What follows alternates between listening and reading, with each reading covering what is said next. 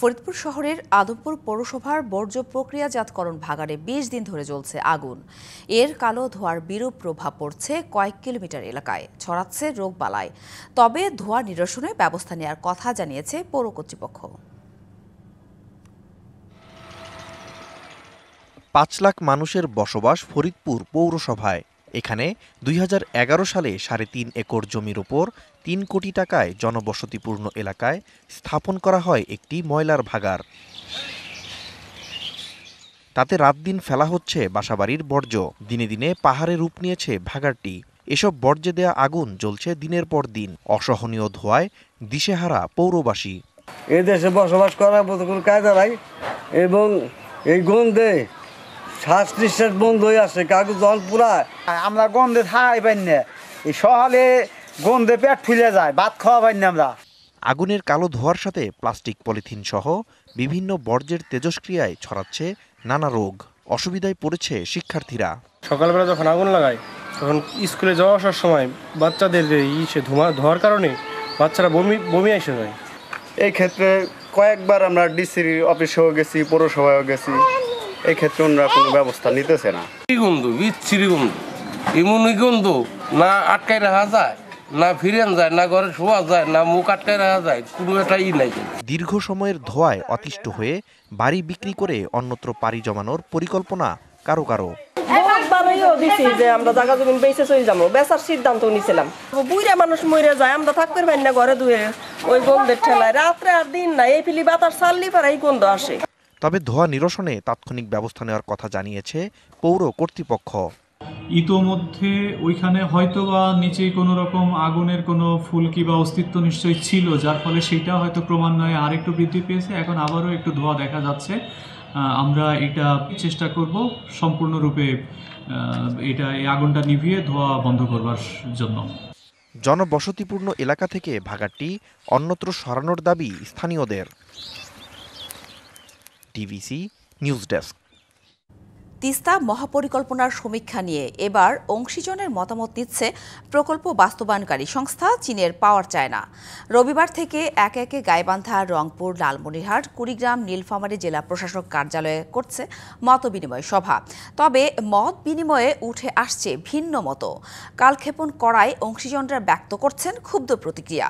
আর গবেষকরা বলছেন, ভুক্তভোগীদের কাছে না গিয়ে মতবিনিময় সভা অনেকটা মূল্যহীন।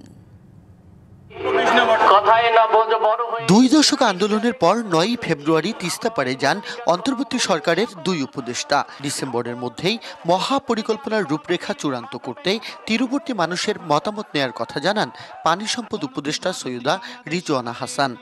আপনাদের মতামত ছাড়া কোনো মহাপরিকল্পনা চূড়ান্ত হবে না। পানি উন্নয়ন বোর্ড আয়োজন করবে, পাওয়ার চায়নার সাথে থাকবে, এই শর্তে তারা রাজি হয়েছে।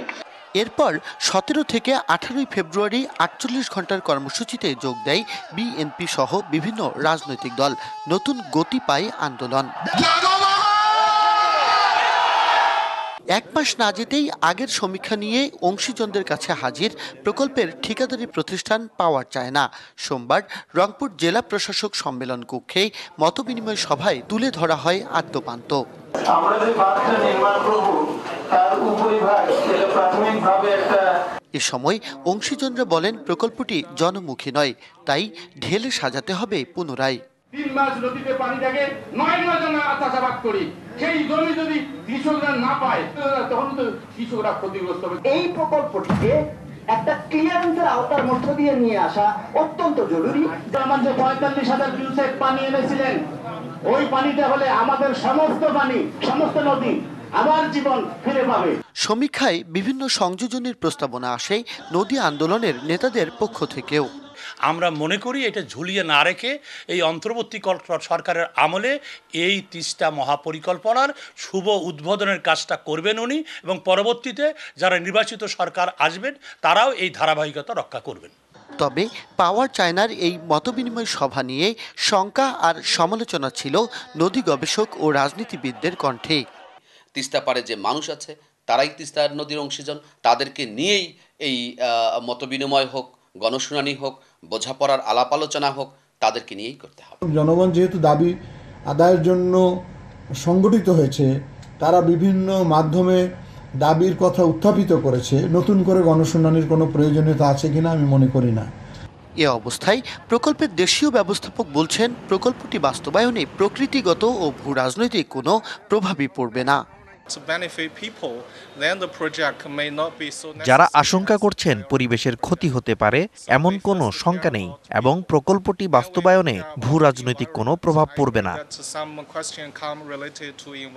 তিস্তা মহাপরিকল্পনা বাস্তবায়ন হলে বাৎসরিক আয় হবে ১,৫৭০.৮৪ million US dollar. Majed Masud, DBC news, Rangpur. শুষ্ক মৌসুমে চরম নাব্য সংকটে অকার্যকর হয়ে পড়ছে সিরাজগঞ্জের বাঘাবাড়ি নদী বন্দর। যমুনা নদী এবং বন্দর চ্যানেলে পানি কমে যাওয়ায় জেটিতে ভিড়তে পারছে না বড় জাহাজ। এতে বাড়ছে পরিবহন খরচ, লোকসানে ঘাট ইজারাদার, আয় কমেছে শ্রমিকদেরও। বন্দরের কার্যক্রম স্বাভাবিক রাখতে নৌ চ্যানেল খননের দাবি ব্যবসায়ীদের। উত্তরবঙ্গের ১৬ জেলায় কৃষি উপকরণ, নির্মাণ সামগ্রী ও জ্বালানি সরবরাহের অন্যতম প্রাণকেন্দ্র সিরাজগঞ্জের বাঘাবাড়ি নৌবন্দর। প্রতিদিন চট্টগ্রাম, খুলনা, মোংলাসহ দেশের বিভিন্ন স্থান থেকে আসা জাহাজ ফিরে এখানে। তবে শুষ্ক মৌসুম এলেই চরম নাব্য সংকটে পড়ে বন্দরটি। স্বাভাবিকভাবে নদীতে বড় জাহাজ চলাচলে পানির গভীরতা প্রয়োজন ১০ থেকে ১২ ফুট। বর্তমানে এই বন্দর চ্যানেলে পানি আছে ৫ থেকে ৭ ফুট। নাব্য সংকটে বন্দরে ফিরতে পারছে না জাহাজ। ফলে পাটুরিয়া দৌলতিয়া ঘাটে পণ্য খালাস করতে হচ্ছে। সেখান থেকে লাইটারের জাহাজ ও কার্গোতে পণ্য আনতে হয় বন্দরে। নাব্যতার সংকট থাকলে আমি সুস্থভাবে জাহাজ চালাতে পারছি না। জাহাজ আনতে আমাদের অনেক সমস্যা হয়, নদী খনন করে না, বিভিন্ন জায়গা ঠেকে যায়। বন্দরে জাহাজ না আসায় ভাটা পড়েছে শ্রমিকদের আয় রোজগারে। নদী কাটা না আসে না, জাহাজ আসে না, আমার কাম কাজ নাই, তারপরে লোকজন নাই। শত শত লেবার ঘাটে কাজ পাই না, আমরা এসে দিন বসে থাকি, ১৫০ টাকা কাজও হয় না আমাদের। নাব্য সংকট দূর করতে বাঘাবাড়ি বন্দরকে ২য় শ্রেণী থেকে ১ম শ্রেণীতে উন্নীত করার পদক্ষেপ নেওয়ার কথা জানিয়েছে বন্দর কর্তৃপক্ষ। ১ম শ্রেণীর নৌরুটে উন্নীত করার জন্য এই বিআইডব্লিউটিএ থেকে বিভিন্ন ধরনের প্রস্তাব প্রেরণ করা হয়েছে। যদি এটি ১ম শ্রেণীর নৌরুটে উন্নীত করার সে প্রস্তাব যদি সরকারের কাছে গ্রহণযোগ্য হয়, তখন এই বিআইডব্লিউটিএ ১ম শ্রেণীর নৌরুটে উন্নীত করার কার্যক্রম গ্রহণ করবে। সময়ের সাথে নৌযানের আকার ও ধারণ ক্ষমতা বাড়লেও ৮০-র দশকে শাহজাদপুরে নির্মিত বন্দরটি আধুনিক হয়নি। খালিদ হৃদয়, ডিবিসি নিউজ, সিরাজগঞ্জ। রাতে সড়ক মহাসড়কে ডাকাতি, ছিনতাই আর দিনে অজ্ঞান পার্টির দৌরাত্ম্য, এমন আতঙ্ক নিয়ে এখন দিন কাটছে কুমিল্লাবাসীর। জেলায় আশঙ্কাজনক হারে বেড়েছে ডাকাতি, ছিনতাই ও চুরির প্রবণতা। গত ৫ মাসে এ ধরনের অপরাধে ৮৪টি অভিযোগ দায়ের হয়েছে। স্থানীয়রা বলছে, প্রশাসনের নিষ্ক্রিয়তায় বেড়েছে এমন অপরাধ, আর এসব অপরাধ দমনের সর্বোচ্চ চেষ্টার কথা বলছে আইনশৃঙ্খলা বাহিনী। পহেলা মার্চ মালয়েশিয়া থেকে ফিরে প্রাইভেট কারে গ্রামের বাড়ি ফিরছিলেন ফেনীর বাসিন্দা বেলাল হোসেন। পথে ঢাকা চট্টগ্রাম মহাসড়কের ১৪ থানা থেকে ৫০০ মিটার দূরে তাদের প্রাইভেট কারে ধাক্কা দেয় ডাকাতদের পিকআপ। এরপর ছিনিয়ে নেয় মালয়েশিয়া থেকে আনা সব মালামাল ও অর্থ। একই কায়দায় গত ২৭শে ফেব্রুয়ারি কুয়েত প্রবাসী নাইমুল ইসলামের গাড়িতে হামলা চালিয়ে ডাকাত দল সর্বস্ব লুট করে। কুমিল্লার সড়ক মহাসড়কগুলোতে এমন ঘটনা এখন নিত্য নৈমিত্তিক ব্যাপার। ঢাকা চট্টগ্রাম মহাসড়কের ভবেরচর, দাউদকান্দি এবং ১৪ এলাকা ডাকাতির হটস্পট। প্রধান টার্গেট প্রবাসী ও ব্যবসায়ীরা। একটা লাকিস, একটা হ্যান্ডব্যাগ আর 2টা কম্বলের, এটি সব লইয়ে গেছে। পিকআপ দিয়ে প্রথমে আমার মোটরসাইকেলের গতিরোধ করে, গাড়ির চাবিটা ওদেরকে দিয়ে আমি দৌড় দিলাম, কিন্তু তারা আমাকে সুযোগ দেয় না, এলো মাথারি বাড়ি দেওয়া শুরু করলো। জেলায় বেড়েছে ছিনতাইয়ের প্রবণতাও। অস্ত্রের মুখে মোবাইল, টাকার পাশাপাশি ভয় দেখিয়ে ব্যাংকের টাকাও তুলে নেওয়া হচ্ছে। আমার ব্যাংক কার্ডে ছিল ১,১০,০০০ টাকা, এটাও তুলে নিয়ে গেছে গা, আর আইফোনটাও নিয়ে গেছে গা। আমি যে পড়ছি মানে খাটের উপরে, এটাই বলতে পারি, এরপর আর বলতে পারি নাকি পাসওয়ার্ড কিভাবে নিল না নিল। এছাড়াও সক্রিয় অজ্ঞান ও মলম পার্টির কয়েকটি চক্র। এতে সর্বস্ব হারিয়ে নিঃস্ব হওয়ার পাশাপাশি ক্ষতিকারক কেমিক্যালের কারণে ক্ষতিগ্রস্ত হচ্ছেন শারীরিকভাবেও। তবে আইনশৃঙ্খলা বাহিনী বলছে, অপরাধ প্রতিরোধে অতিরিক্ত ব্যবস্থা নেওয়া হয়েছে। আমরা ধারণা করছি যে বিমানবন্দর থেকে তাদেরকে টার্গেট করে এবং কি এই লাইন বরাবর ওরা কাজটা করছে। তো দ্রুতগতির গাড়ি চেকপোস্ট থামানো সম্ভব না। তারপরে আমরা যেগুলা নাম্বারবিহীন পিকআপ আছে ওগুলো মানে ধরার জন্য আমরা হাইওয়েকে বলেছি, এগুলো যদি বন্ধ করা যায় তাহলে আশা করি কিছুটা কম বেশি। ডাকাতি, ছিনতাই ও চুরির মতো অপরাধ কমাতে আইনশৃঙ্খলা বাহিনীকে আরও সচেষ্ট হওয়ার আহ্বান স্থানীয়দের। DBC news desk. নারায়ণগঞ্জ মহানগর ছাত্রদল আয়োজিত মিছিল শেষে বাসায় ফেরার পথে ছিনতাইকারীর ছুরিকাঘাতে নিহত ছাত্রদলের কর্মী অপূর্বের পরিবারের খোঁজ খবর নিয়েছেন বিএনপির ভারপ্রাপ্ত চেয়ারম্যান তারেক রহমান। গেল রাত 11:30টার দিকে শহরের মাছদার এলাকায় নিহত অপূর্বের বাড়িতে যান কেন্দ্রীয় ছাত্র দলের সিনিয়র যুগ্ম সাধারণ সম্পাদক শ্যামল মালুম সহ অন্যান্য নেতারা। পরে ছাত্রদল নেতাদের মাধ্যমে ফোনে অপূর্বের বাবা মায়ের সঙ্গে কথা বলেন তারেক রহমান। এ সময় তিনি অপূর্বের পরিবারের সার্বিক খোঁজ খবর নেন। তার পরিবারের পাশে সর্বদা তিনি এবং বিএনপি থাকবেন বলে আশ্বস্ত করেন। পঞ্চগড়ে সীমান্ত হত্যা বন্ধে বিজিবি ও বিএসএফ সেক্টর কমান্ডার পর্যায়ে বৈঠক হয়েছে। সোমবার বিকেলে নগরীর বাংলাবান্ধা ফুলবাড়ি জিরো লাইন সীমান্তে এই বৈঠক হয়। এতে বিজিবির পক্ষে নেতৃত্ব দেন Thakurgaon sector commander colonel Golam Rabbani ও বিএসএফের পক্ষে শিলিগুড়ি সেক্টর কমান্ডার পিকে সিং। সীমান্ত হত্যা নিয়ে বিজিবির পক্ষ থেকে বৈঠকে তীব্র প্রতিবাদ ও ক্ষোভ জানানো হয়। সেই সাথে বলা হয়, সীমান্তে বিএসএফ মরণাস্ত্রের ব্যবহার করে মানবাধিকার লঙ্ঘন করেছে। পরে বিএসএফ অনাকাঙ্ক্ষিত ঘটনার জন্য দুঃখ প্রকাশ করে।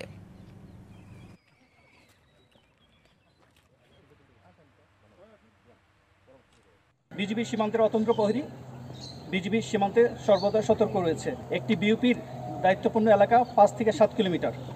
এই দীর্ঘ দায়িত্বপূর্ণ এলাকার মধ্যে বিজিবি সদস্যরা অক্লান্ত পরিশ্রম করে 24/7 সীমান্ত সুরক্ষা দিয়ে যাচ্ছে। দিনাজপুরের হিলিতে চাহিদার তুলনায় সরবরাহ বেড়ে যাওয়ায় কমেছে শসা, লেবু, বেগুন সহ বিভিন্ন সবজির দর। 3 দিনের ব্যবধানে কেজিতে কমেছে 10 থেকে 20 টাকা পর্যন্ত। রমজানের শুরুতে হঠাৎ সবজির দর কেজিতে 20 থেকে 30 টাকা বেড়ে যায়। তবে বাজারে সরবরাহ থাকায় কমতে শুরু করেছে দাম। 3 দিন আগে বেগুন কেজিতে 60 টাকায় বিক্রি হলেও এখন তা মিলছে 40 টাকায়। 10 থেকে 20 টাকা কমে শসা বিক্রি হচ্ছে 20 থেকে 25 টাকায়। লেবু হালি 30 টাকা আর টমেটো বিক্রি হচ্ছে 10 থেকে 15 টাকা কেজি দরে। ঝাল কমেছে কাঁচা মরিচের 60 টাকা থেকে কমে এখন বিক্রি হচ্ছে 40 টাকায়। দাম কিছুটা নাগালের মধ্যে থাকায় স্বস্তি ফিরেছে ক্রেতাদের মাঝে।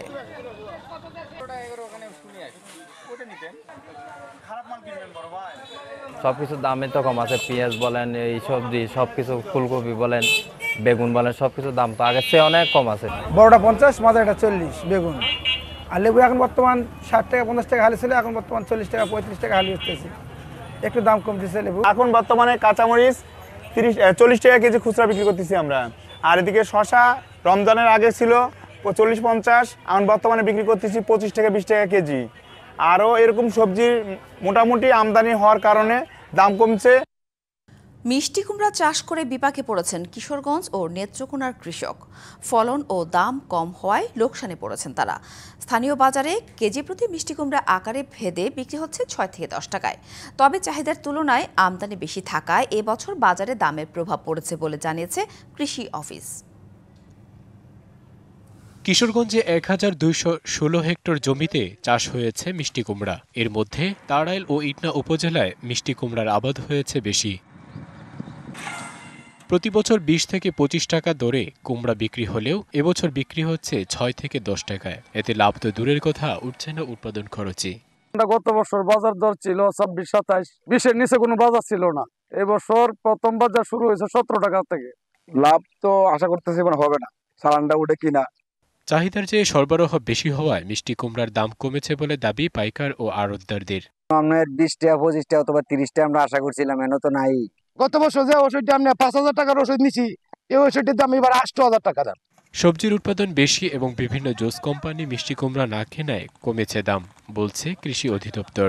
জুস তৈরি করার জন্য এই মিষ্টি কুমড়া ব্যবহার করে থাকে কোম্পানিগুলো। যদি এবার অন্যান্য বছরের তুলনায় এই মিষ্টি কুমড়াগুলো নেয়, তাহলে কৃষকরা হয়তো ন্যায্য মূল্য প্রাপ্তি হবে। এদিকে বেশি লাভের আশায় নেত্রকোনার হাওড় অঞ্চল খালিয়াজড়িতে মিষ্টি কুমড়া চাষ করে ক্ষতির মুখে কৃষক। প্রথম দিকে ফলন এলেও পচনের কারণে মিষ্টি কুমড়া নষ্ট হয়ে গেছে। সেই সাথে বাজারে দাম কম হওয়ায় মূলধন হারানোর শঙ্কায় চাষিরা। কীটনাশকেও মিলছে না সমাধান। আশা প্রফিট থেকে রিটেন করে আমরা তুলছি, অন্ত কত ফল নাই, আসি আমরা হতাশার মাঝে। আপনার এই যে হাওয়া বৃষ্টির কারণে, বোমার কারণে ফলন টলন টিকছে না, প্রায় অনেক টাকা লস। অতিমাত্রায় কীটনাশক ব্যবহারেই পরাগায়ন কম হয়েছে বলে দাবি কৃষি সম্প্রসারণ অধিদপ্তরের। পরাগায়নের জন্য আমরা যে ইনসেক্ট অর্থাৎ মৌমাছির যে প্রাদুর্ভাব থাকার কথা, সেটা না থাকার কারণে এই বা মিষ্টি কুমড়া ছোট অবস্থায় পচে যাওয়ার সম্ভাবনা বেশি হচ্ছে। তবে আমরা আশা করছি যে এখানকার কৃষকদের সাথে অন্যান্য এলাকার পাইকারদের একটা লিঙ্ক করে দেওয়ার জন্য, যাতে কৃষকরা এখানে মিষ্টি কুমড়া আবাদ করে লাভজনক পর্যায়ে যেতে পারে। জেলা কৃষি বিভাগের তথ্য মতে এবছর হাওড় এলাকায় ৭,৮০০ হেক্টর জমিতে নানা জাতের সবজি আবাদ হয়েছে। DBC news desk.